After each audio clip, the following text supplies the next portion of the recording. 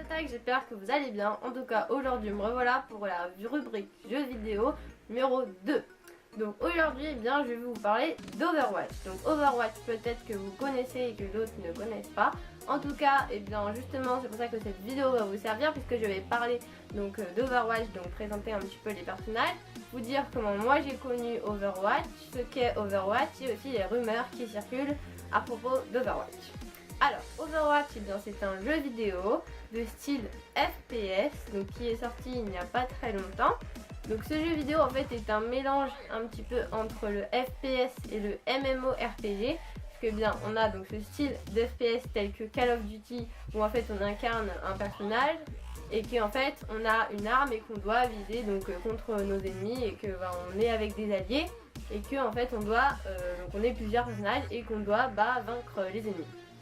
Et puis on a également donc le style de RPG qui est présent dans Overwatch, puisque eh bien, les personnages sont un petit peu d'un style plus RPG que FPS, et puis il y a la communication qui est possible entre les joueurs, donc du coup d'où le nom de MMORPG. Alors moi personnellement j'ai découvert Overwatch car je voyais beaucoup sur les réseaux sociaux, sur YouTube et sur internet, donc sur des sites web ou tout ça quoi. Et bien donc l'image d'un personnage, on va dire, avec donc des lunettes jaunes et donc brunes avec des cheveux un petit peu on va dire en pétard. Donc au début je croyais que c'était un personnage garçon, mais en fait non, il s'est avéré que c'était une fille, donc j'ai fait des recherches tout ça.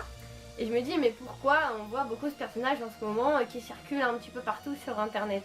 Et donc en fait j'ai cherché et j'ai vu bien que c'était un personnage d'Overwatch. Et donc justement après j'ai fait des recherches sur Overwatch. Et donc j'ai su que c'était un jeu vidéo donc, qui sortait sur PS4, Xbox One et PC. Alors moi je n'ai pas ce jeu vidéo malheureusement parce que je n'ai ni la PS4 ni la Xbox One, mais je vais sûrement l'acheter pour PC. Donc du coup j'ai découvert Overwatch comme ça et j'ai tapé Overwatch sur YouTube pour essayer un petit peu de m'informer. Et donc j'ai trouvé sur YouTube plusieurs vidéos, donc des courts-métrages d'Overwatch qui expliquaient un petit peu le passé des personnages et en fait l'histoire d'Overwatch, c'est-à-dire aussi donc comment la mise en place de l'univers, tout ça. Donc en fait j'ai lu l'histoire d'Overwatch et donc l'Overwatch donc se passe dans un monde où il y a eu une guerre de robots contre humains. Bon, c'est pas très original pour le coup, mais bon voilà. Et les Overwatch se sont formés et donc tous les membres se sont associés pour la paix de l'humanité, patati patata. Voilà.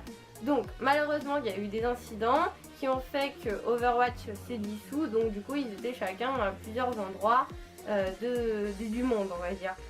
Et du coup tout ça donc est expliqué en film d'animation. D'ailleurs les films d'animation sont vraiment très bien faits, le graphisme est très agréable à voir. Et donc les personnages sont des personnages qui viennent des quatre coins du monde, mais qui ont dans le jeu vidéo plein de spécialités. Donc bien sûr on a des personnages défenseurs, attaquants, tanks et soutien. Donc on a 4 catégories de personnages. Donc pour vous préciser un petit peu, ceux qui sont en défense, ils doivent on va dire pas attaquer les ennemis, mais plutôt interagir de l'extérieur. Après on a les personnages attaquants qui eux vont aussi attaquer l'ennemi, mais les tanks eux ils sont vraiment en fait proches de l'ennemi et ils ne doivent pas jamais être à l'arrière en fait, ils sont toujours en premier rang, c'est à dire qu'on a premier rang tank, deuxième rang attaquant, troisième rang défenseur.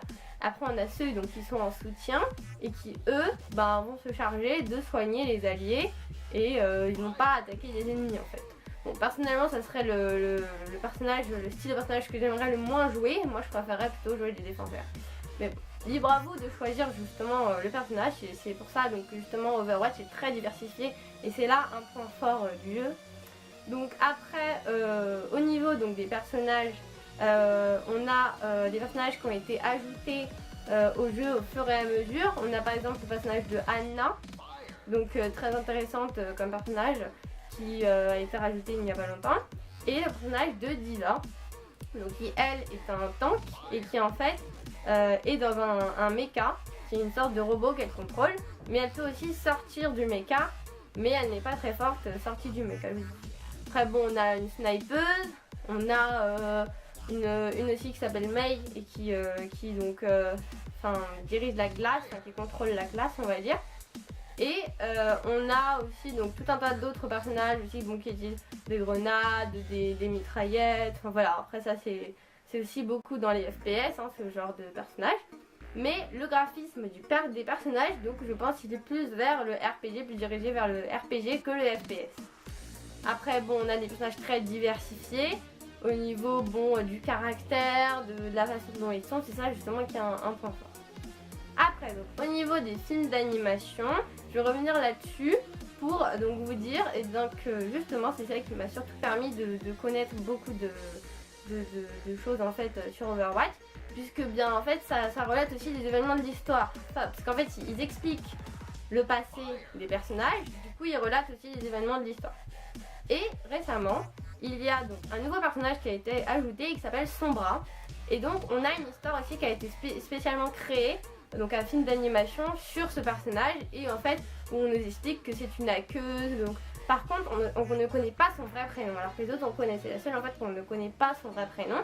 Du coup on est un petit peu dans le mystère en fait avec Sombra, mais je pense que ce personnage va plus être dévoilé dans le jeu vidéo prochainement, je pense.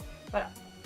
Donc après au niveau vraiment donc globalement du jeu vidéo et de l'univers, je pense que c'est vraiment un univers intéressant.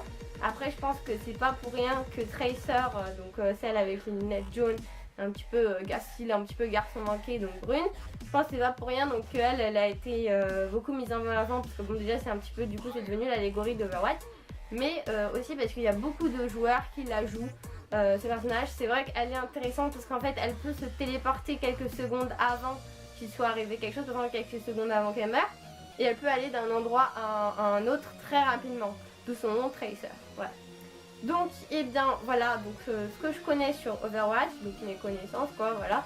Après donc je n'y joue pas encore, donc je peux rien vous dire de plus, mais pour vous dire que vraiment ce jeu vidéo est intéressant, donc si vous avez l'occasion de l'acheter ou d'y jouer, testez-le. Voilà.